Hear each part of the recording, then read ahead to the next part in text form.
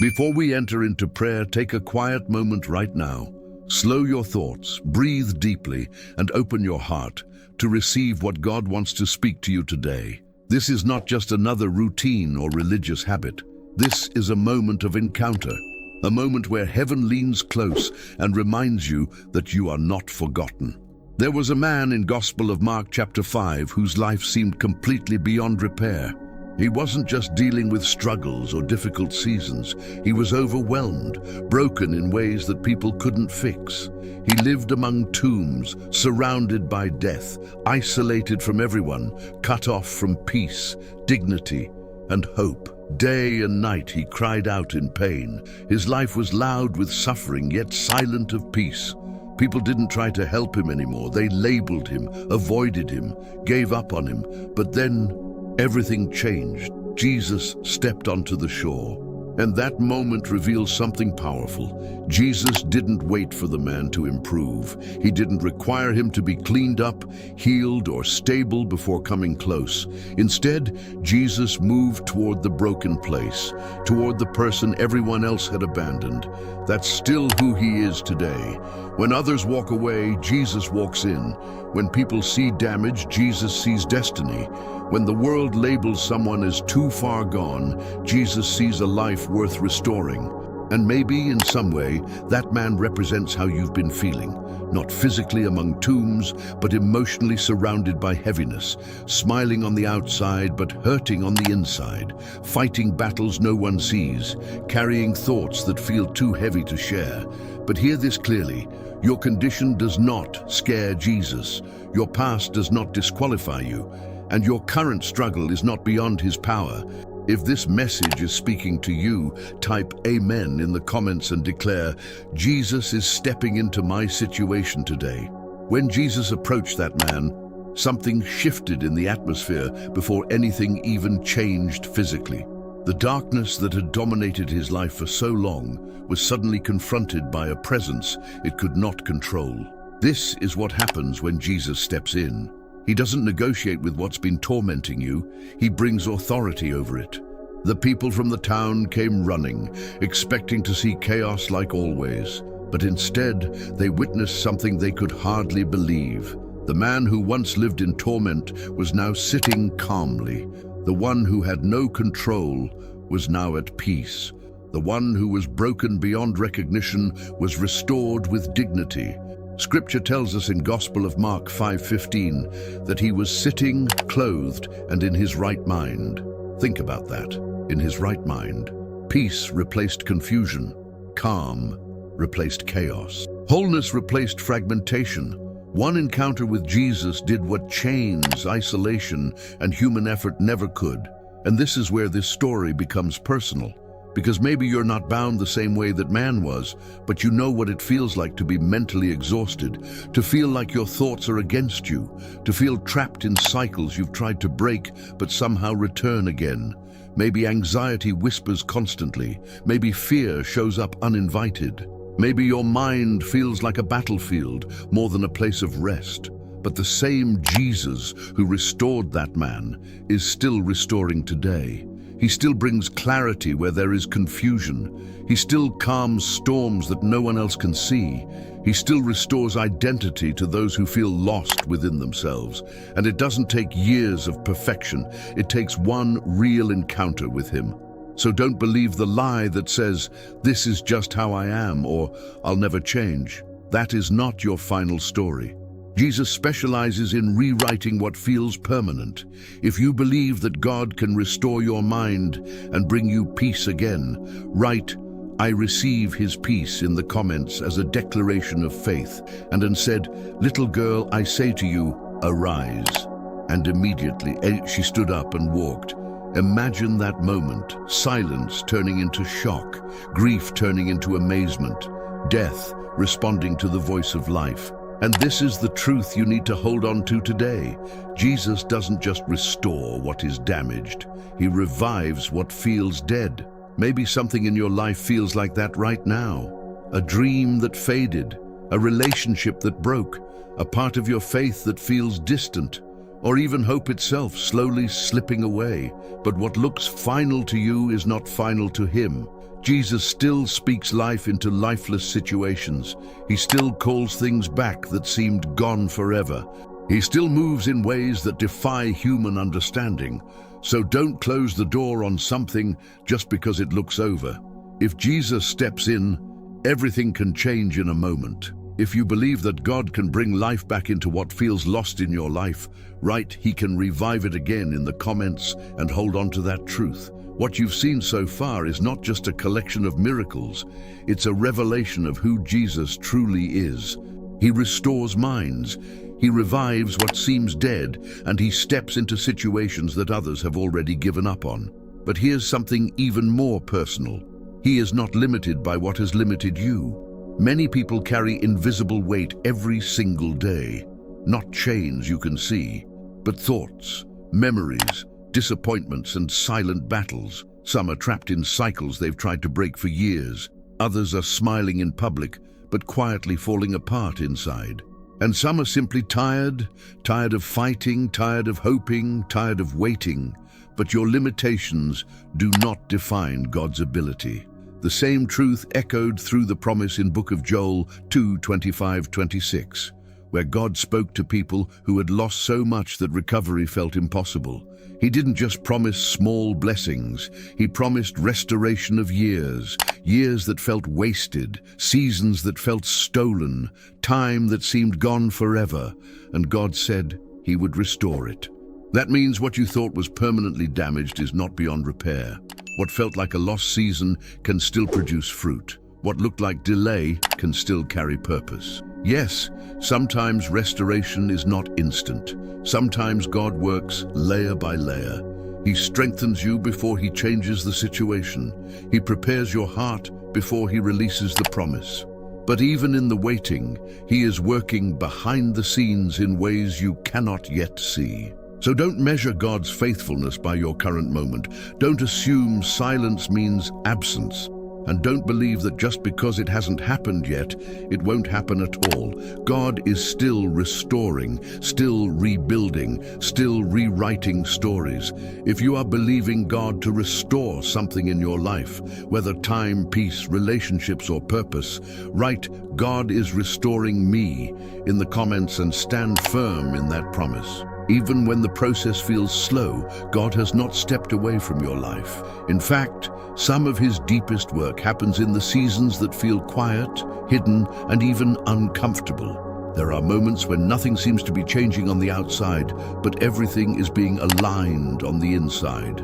This is why the promise in First Epistle of Peter 5:10 carries so much weight.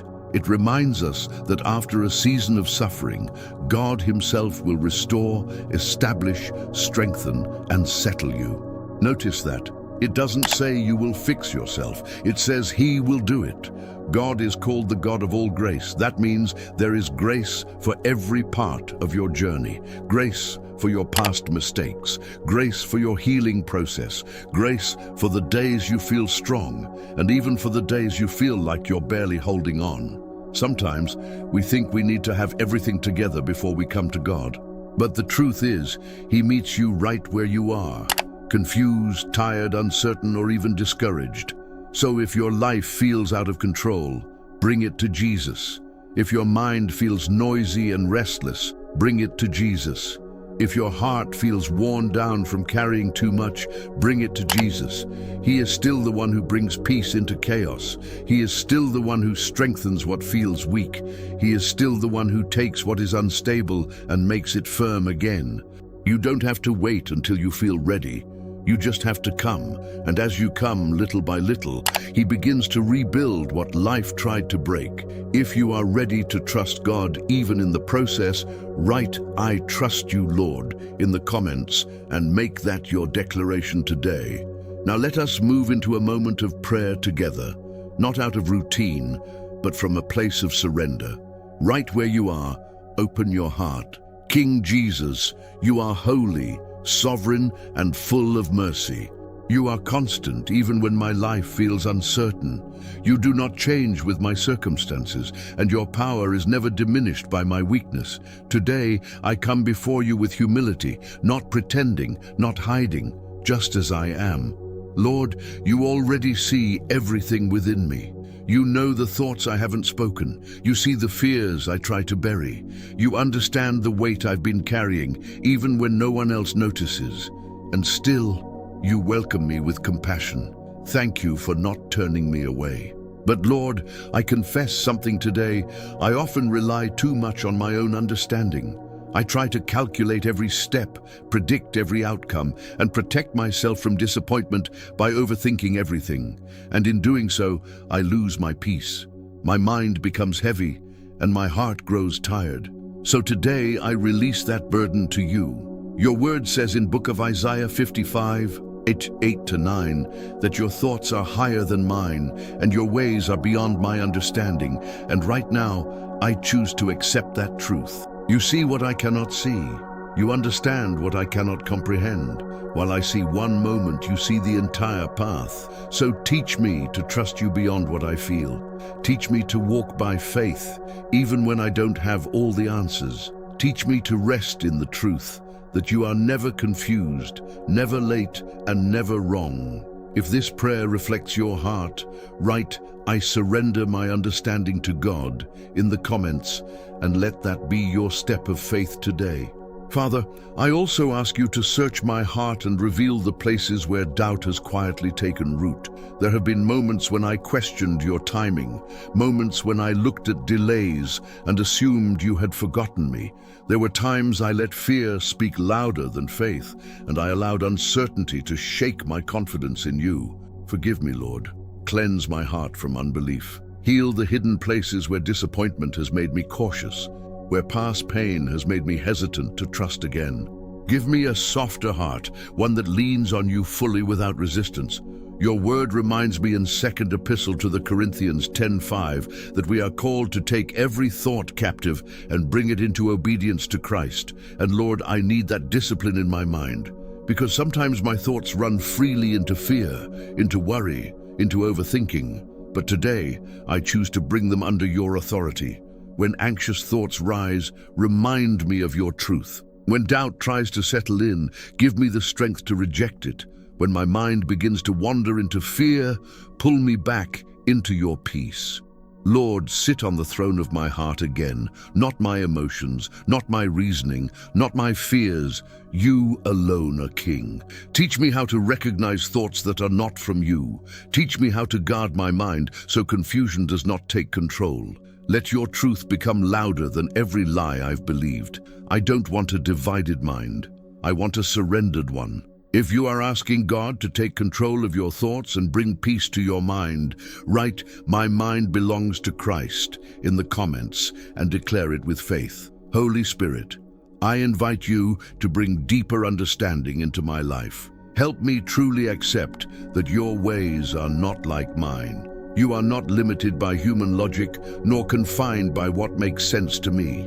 You do not need perfect conditions to move, and you are not dependent on approval, timing, or circumstances. You are God, almighty, eternal, and perfect in all your ways. So today I release the need to control everything.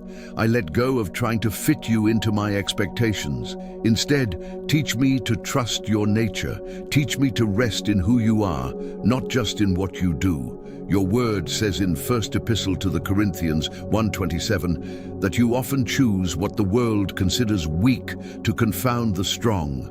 And that truth speaks directly to my heart. Because there are times when I feel inadequate, when I feel behind, when I feel like I'm not enough. But if you can use what seems weak, then you can surely use me. My limitations are not a problem for you. My flaws do not cancel your purpose. Even when I feel unqualified, you are still able to work through me in ways I cannot imagine. So when I feel small, remind me that you are great. When I feel weak, remind me that your strength is made perfect in weakness. And when I feel overlooked, remind me that you see me clearly and intentionally. Lift my confidence, not in myself, but in you. If you believe God can use your life despite your weaknesses, write, "God can use me" in the comments and declare it boldly. Lord, even when life feels uncertain and things seem to be falling apart, I choose to believe that you are still working behind the scenes. Nothing catches you by surprise. Nothing is outside of your control. Even in moments that feel chaotic to me, you are still writing a greater story. Your word declares in Epistle to the Romans 8:28 that all things work together for the good of those who love you and are called according to your purpose. And today, I hold on to that promise with faith. I may not understand everything that is happening. I may not see how it will all come together, but I trust the one who sees the full picture.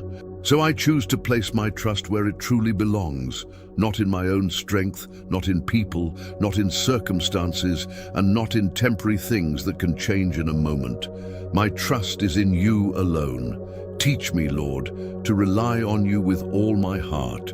Teach me to acknowledge you in every decision, every step, and every season of my life. When pressure rises, remind me that I am not alone. When fear tries to take over, remind me that you are still in control. Fill me with your peace, the kind of peace that goes beyond understanding. Let it guard my heart and calm my mind. Let it steady me when I feel overwhelmed and bring rest when I feel restless. And when I don't know what to do, give me wisdom. Show me the next step. Guide my decisions. Help me to move with discernment and not rush into things that are not from you. If you are choosing to trust God with your life completely, write "I trust your plan, Lord" in the comments and stand firm in that decision. Lord, today I surrender my life to you once again, fully and without reservation. Not just the easy parts, but every area. My thoughts, my decisions, my relationships, my future. I lay it all before you. I choose your will over my preferences. I choose your plan over my own understanding.